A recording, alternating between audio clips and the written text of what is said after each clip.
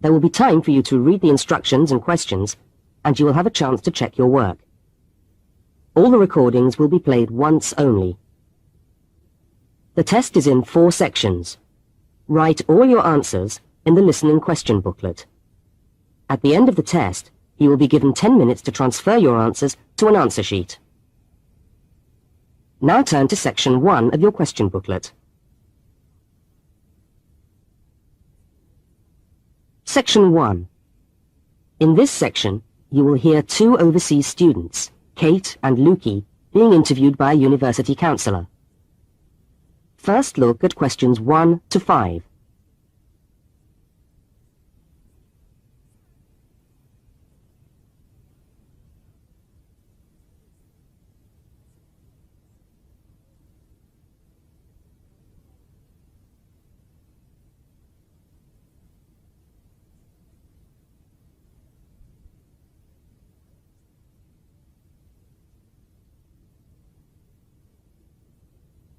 You will see that there is an example which has been done for you. On this occasion only, the conversation relating to the example will be played first.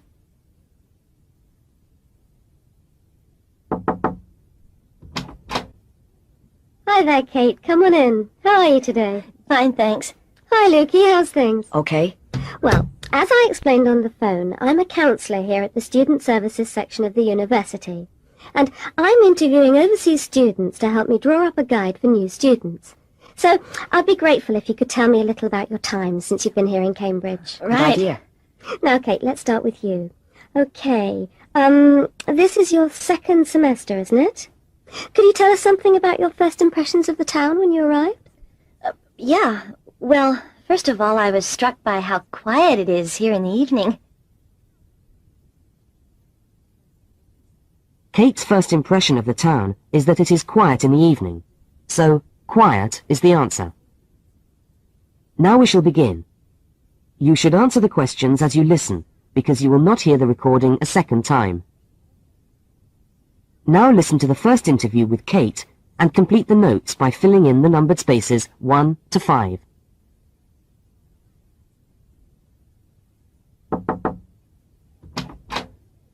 Hi there, Kate. Come on in. How are you today? Fine, thanks. Hi, Lukey. How's things? Okay. Well, as I explained on the phone, I'm a counsellor here at the Student Services section of the university. And I'm interviewing overseas students to help me draw up a guide for new students. So I'd be grateful if you could tell me a little about your time since you've been here in Cambridge. Right. Good idea. Now, Kate, let's start with you. Okay, this is your 2nd semester, isn't it? Could you tell us something about your first impressions of the town when you arrived? Yeah, well, first of all, I was struck by how quiet it is here in the evening. Yeah, I suppose Cambridge is a quiet place. Where did you live when you first arrived? Well, I went straight into student accommodation. It was a kind of student hostel. Ah, right, so you didn't have to worry about doing your own cooking or anything like that? No, but sometimes I wished I had. The food at the hostel was awful. Oh, dear. But how were the other students? To be honest, I haven't managed to make many friends, even though the place is full. People seem to keep to themselves. They're not really very friendly. Oh, I'm sorry to hear that. Well, what about the actual course? You're studying, I'm doing a master's by coursework in environmental studies. Oh, right, and how are you finding that? Yeah, well, it's been pretty good, really. I've enjoyed the course, but I feel there hasn't been enough contact with the lecturers. Oh. They all seem to be incredibly busy. The only chance I've really had to talk to them was on the field trip. Well, that's no good. Mm-mm. Could anything be done to improve the course, in your opinion? Well, I think it would be helpful to have meetings with lecturers on the course.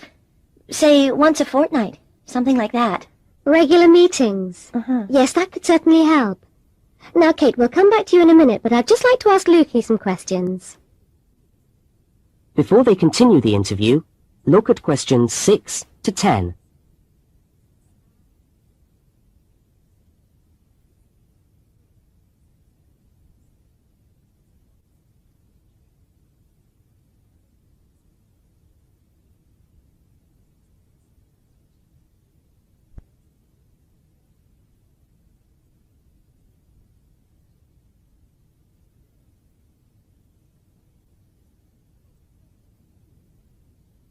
As you listen to the rest of the interview, complete the notes. Lukey, where are you from? I am from Indonesia. And how did you find Cambridge when you first arrived? Well, I like it here. I think the city is very beautiful. What about your accommodation? Was that okay? Yes, okay. At first, I stayed with a family for 3 months. They were very kind to me, but they had 3 young children and I found it difficult to study. Right, I see. So after 3 months, I moved out, and now I live with 2 other students in a student house. It's much cheaper and we like it there. Good. And, what about your studies? What are you studying? I'm doing a Bachelor of Computing. Computing, I see. Apart from the language difficulties, if you can separate them, how have you found the course? Okay, but... Yes, go on. Well, the main difficulty for me is getting time on the computers in the computer room. It's always busy, and this makes it very hard to do my practical work. Yes, I'm sure it would. Can you reserve time in the computer room? No, you can't. But it would certainly help if we could reserve computer time. Yes, I'll look into that and see if something can't be done to improve things over there. Now, let's go back to Kate. That is the end of section 1. You now have half a minute to check your answers.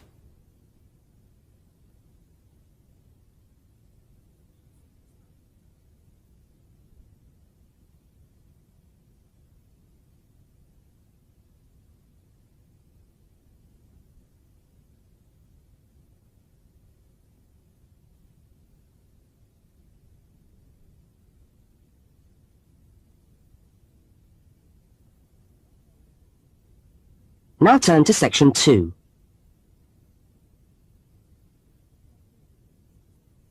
Section 2.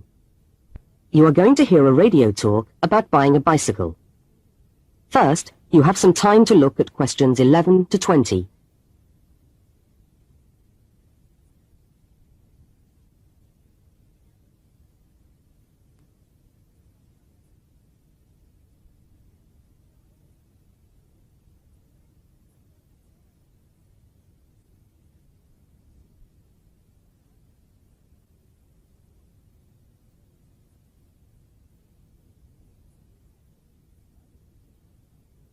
Now listen to the first part of the talk and complete the notes by filling in the numbered spaces 11 to 20.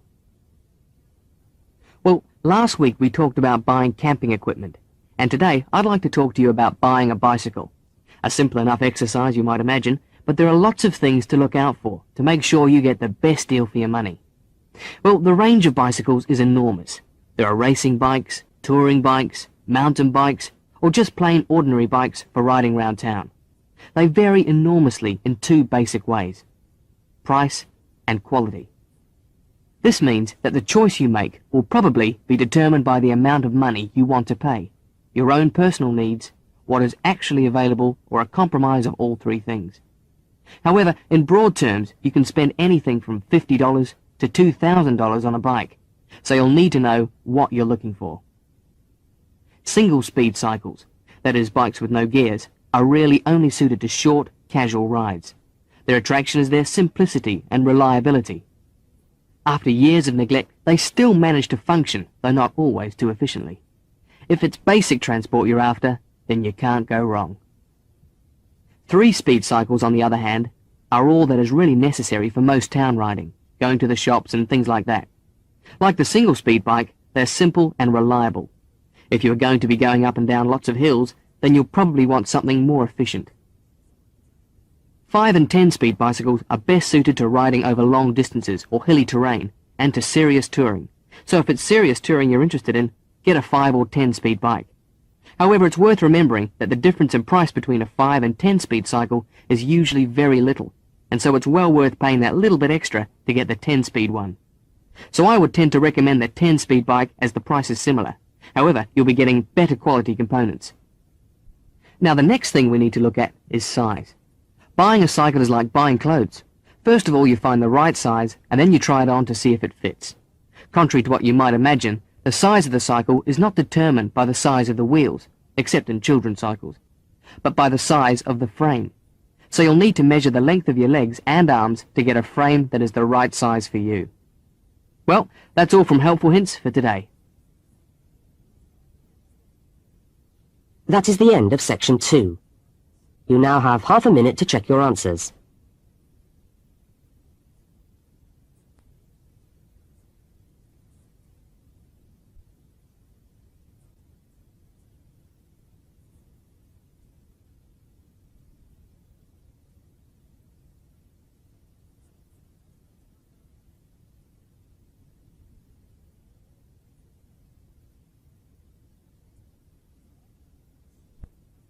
Now turn to Section 3.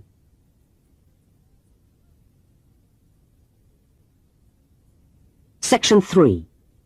In this section, you will hear a conversation between two students, Fiona and Martin, talking about a tutorial topic. First, look at questions 21 to 24.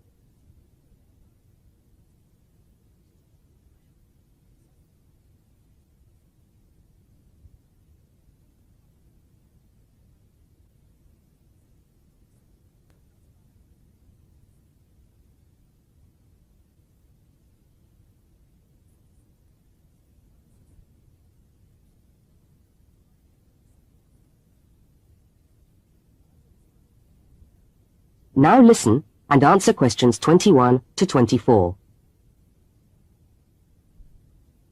Hi there, Martin.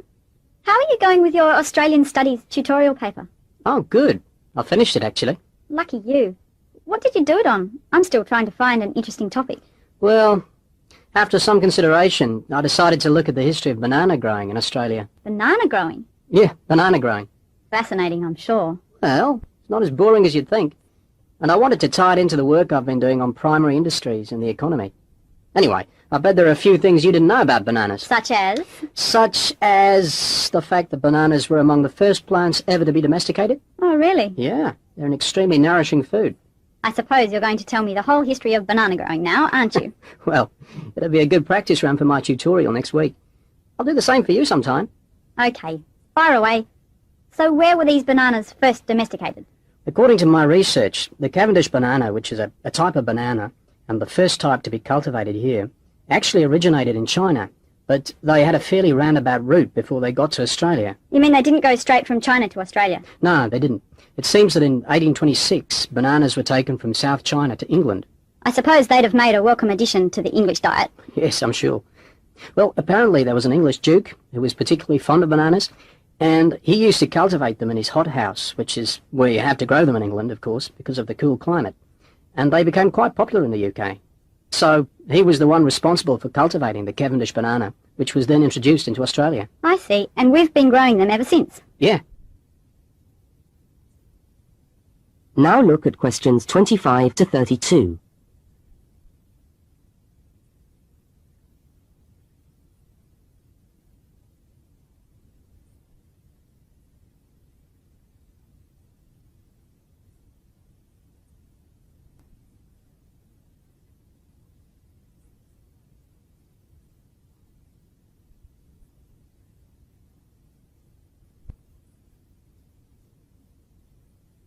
As the conversation continues, complete Martin's notes.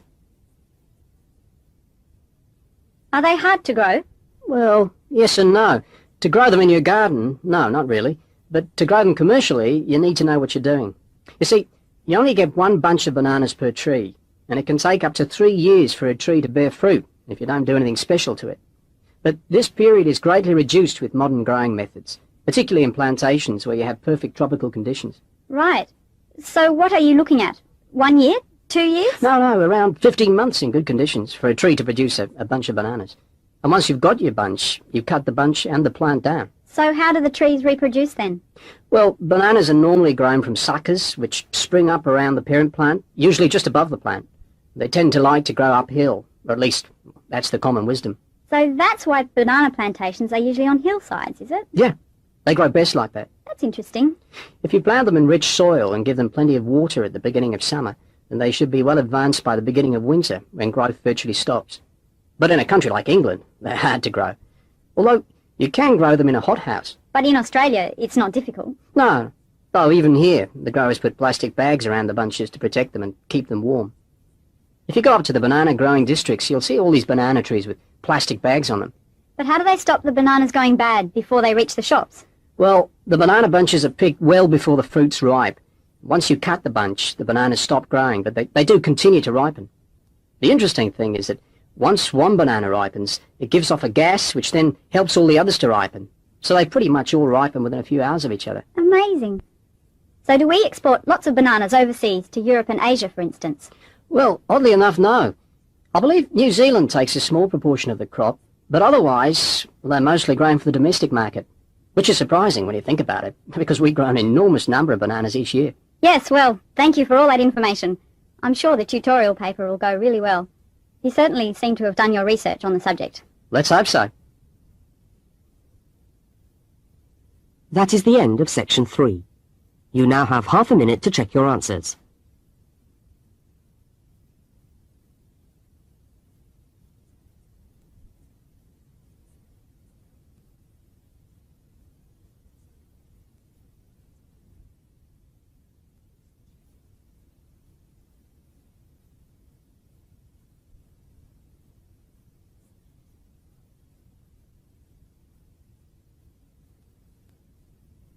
Now turn to section 4.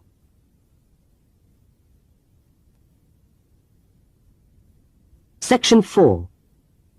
You are going to hear part of a public lecture for new students. First, look at questions 33 to 35.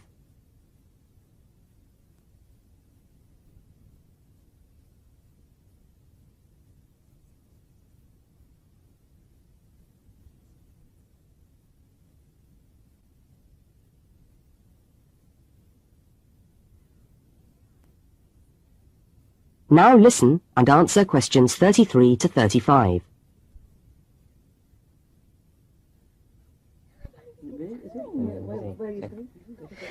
Good morning everyone, and welcome to our regular lecture on health issues.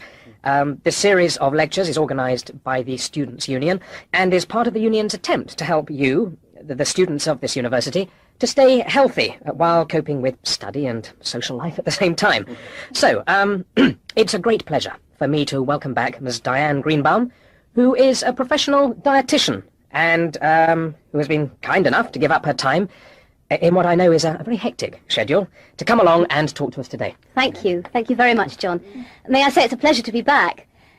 Now, stresses at university, being away from home and having to look after yourselves, learning your way around the campus, all contribute to making it quite hard sometimes to ensure that your diet is adequate. So, today, I'm going to talk about ways of making sure that you eat well, while at the same time staying within your budget.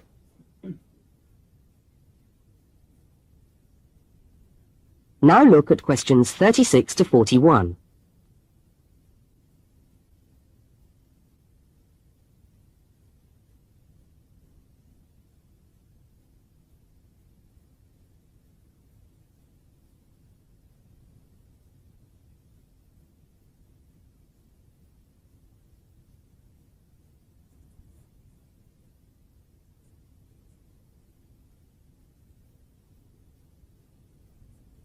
As you listen to the second part of the lecture, complete the notes and diagram in the spaces provided.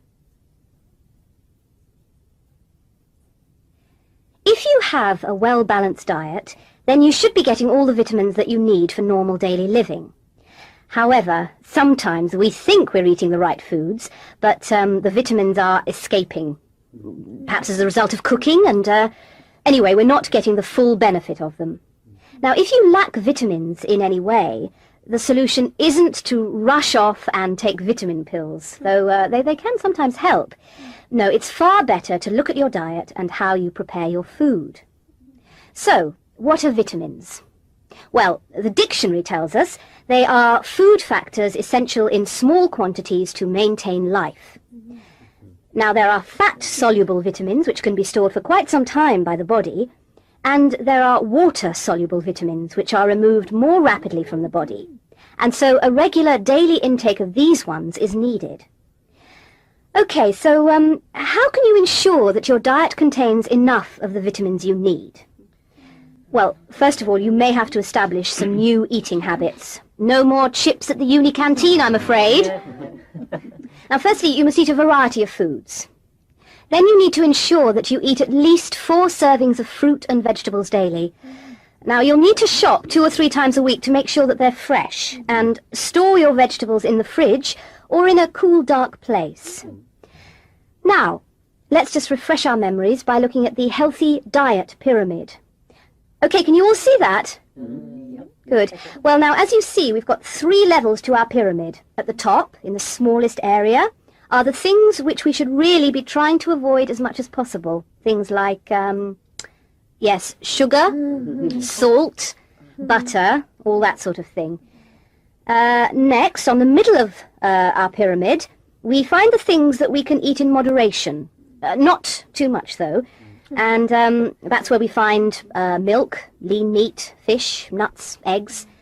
And then at the bottom of the pyramid are the things that you can eat lots of, because they're the things that are really good for you. Here we have bread, vegetables, and fruit. So, don't lose sight of your healthy diet pyramid when you do your shopping. That is the end of section 4. You now have half a minute to check your answers.